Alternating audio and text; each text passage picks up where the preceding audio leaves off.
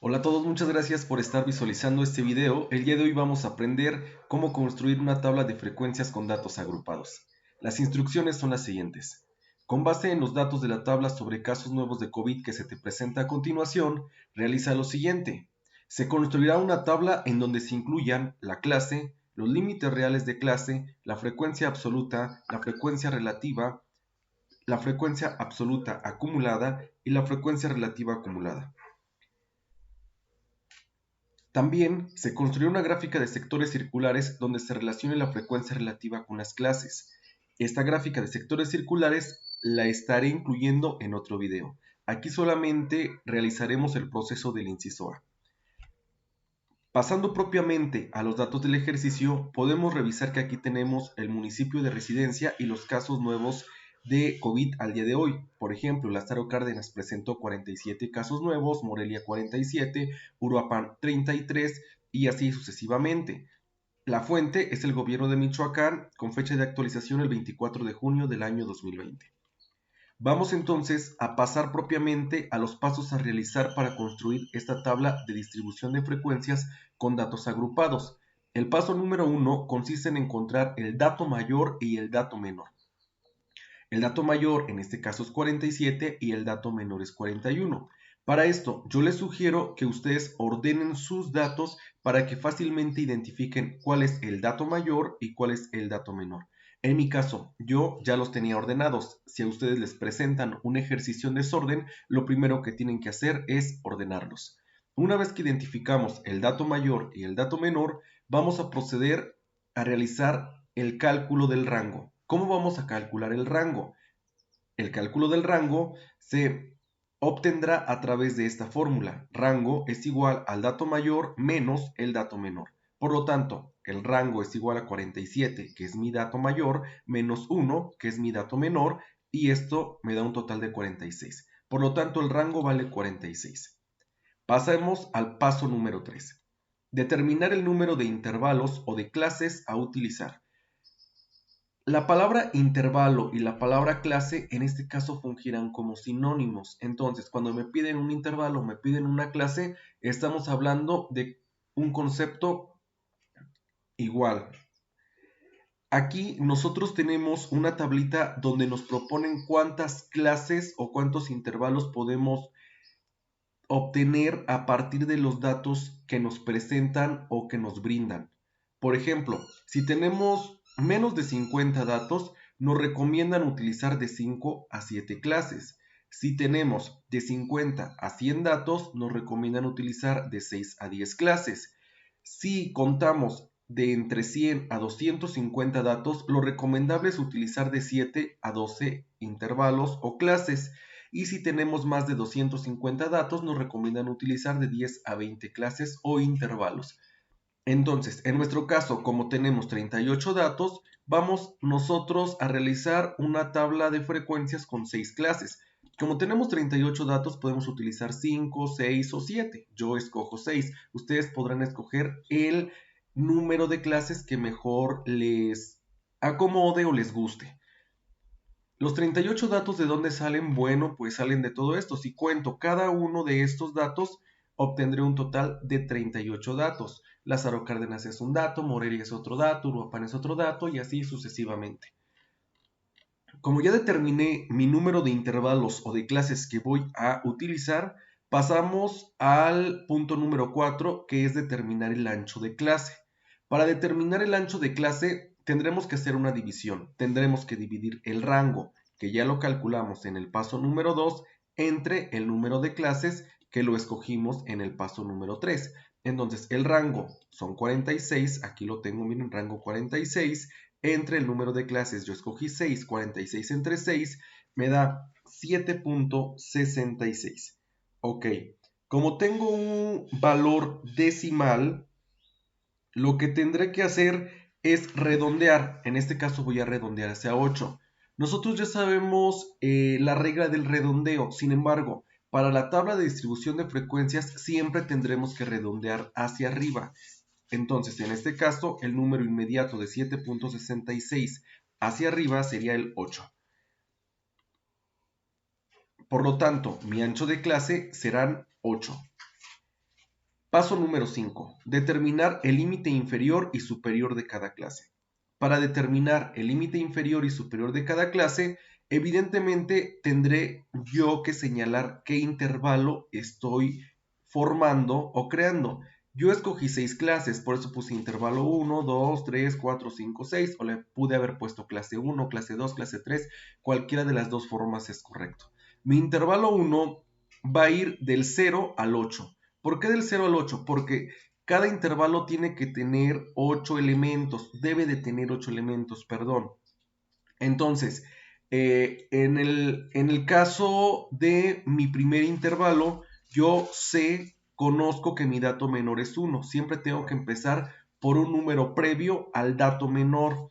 En mi dato menor es 1, por eso empecé en el 0. Si su dato menor fuera 63, tendrían que empezar en el 62. Si fuese 100, tendrían que empezar en el 99. Entonces, concluyendo, siempre se empieza por un número antes de mi dato menor. En este caso, mi dato menor, como ya lo señalé, es 1, por eso empiezo en el 0.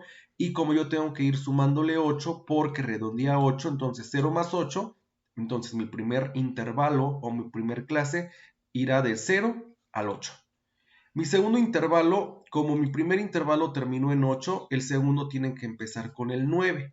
9 más 8, 17. Por lo tanto, mi segundo intervalo sería del 9 al 17. Aquí lo señalaré. Sería del 9-17. Ahora, como este intervalo finalizó en 17, el siguiente tiene que iniciar en 18. 18 más 8 me da 26. Entonces quiere decir que mi intervalo 3 va del 18 al 26. Incluso yo se lo señalé con rojo para que vean que es el límite inferior, el límite superior.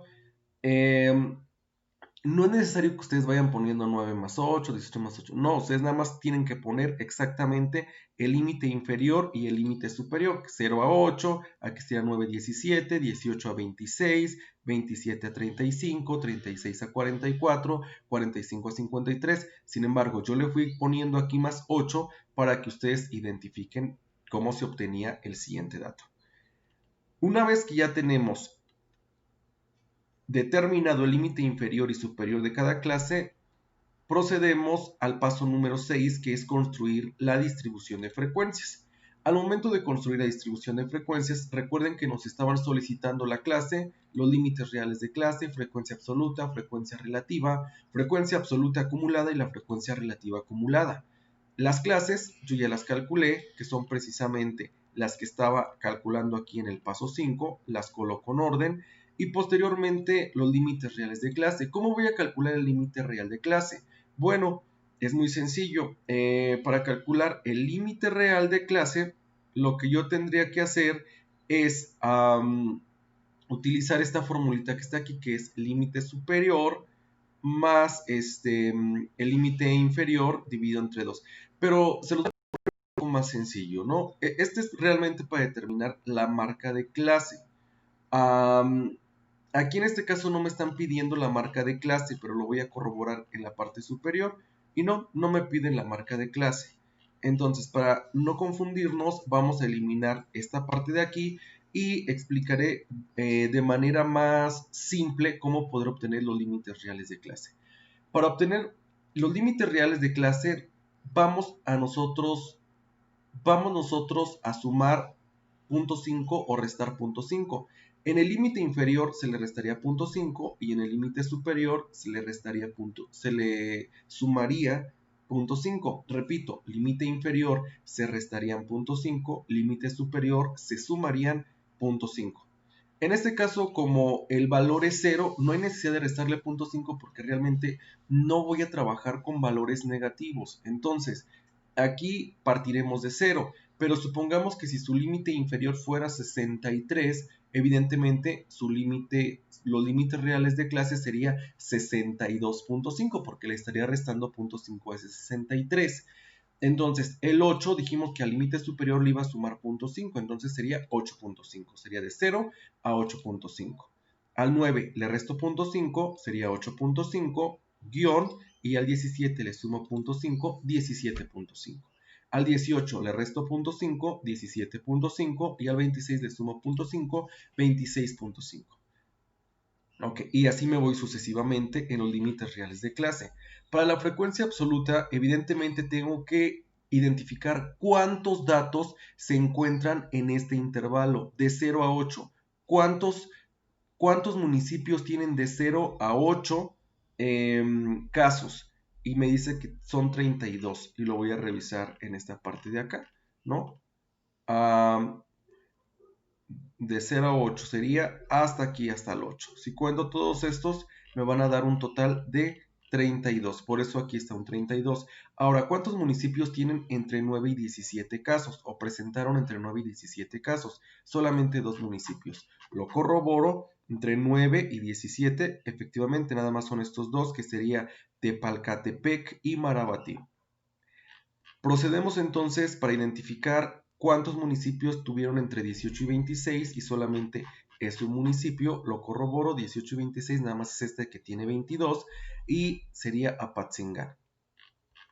Por último, también identifico cuántos tienen entre 27 y 35, 36 y 44, y así sucesivamente.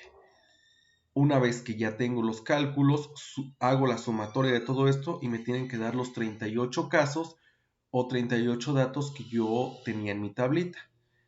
Para la frecuencia relativa, evidentemente tenemos que sacar un porcentaje, y para calcular este porcentaje tendremos que hacer una división, que sería dividir la frecuencia absoluta entre el total de casos, multiplicado por 100. En este caso son 32 casos, es mi frecuencia absoluta, entre el total de casos, que son 38, y multiplico por 100, me da 84.21%. Mis resultados se expresan en porcentaje. Y así me voy calculando los porcentajes de todos, dividiendo la frecuencia absoluta, que en este caso son 2, entre el total de casos, que son 38, multiplico por 100 y me da 5.26%. Para calcular la frecuencia absoluta acumulada, lo que tengo que hacer es ir sumando las frecuencias absolutas hasta el renglón. Por ejemplo, ¿cuántas frecuencias absolutas tengo en este primer renglón? Solamente 32, aquí lo puedo ver. Pero ¿cuántas frecuencias absolutas acumuladas tengo aquí? Bueno, 32 que llevaba acá, más 2 nuevas, me da un total de 34. Y aquí 34 que llevaba, más una nueva, tengo 35. Y así me voy hasta llegar a un total de 38. En este caso tengo que llegar a 38 porque acá tenía 38. Si su total hubiera sido de 100, pues evidentemente aquí tendría que llegar a un 100. Si estos dos resultados no coinciden, quiere decir que algún procedimiento de estos estuvo mal realizado. Para la frecuencia relativa acumulada se hace exactamente lo mismo que la frecuencia absoluta acumulada. Tengo que ir sumando las frecuencias relativas. ¿Cuántas frecuencias relativas llevo hasta aquí? Pues 84.21%. Ahora, 84.21% más 5.26% me da 89.47%. 89.47% más 2.63% me da 92.1%, y así iré sumando de manera en diagonal. También tengo que corroborar que este dato sea exactamente igual a este dato. ¿Cómo voy a obtener este dato? Pues este dato se obtiene sumando todos los porcentajes. Una vez que ya tengo todo esto, podré decir entonces que ya tengo finalizada mi tabla de distribución de frecuencias con datos agrupados. Si este video les fue de utilidad, los invito a que se suscriban, a que compartan y a que le den like, y nos vemos en el siguiente video, en donde estaré señalando cómo poder construir su tabla de pastel. Nos vemos en la próxima.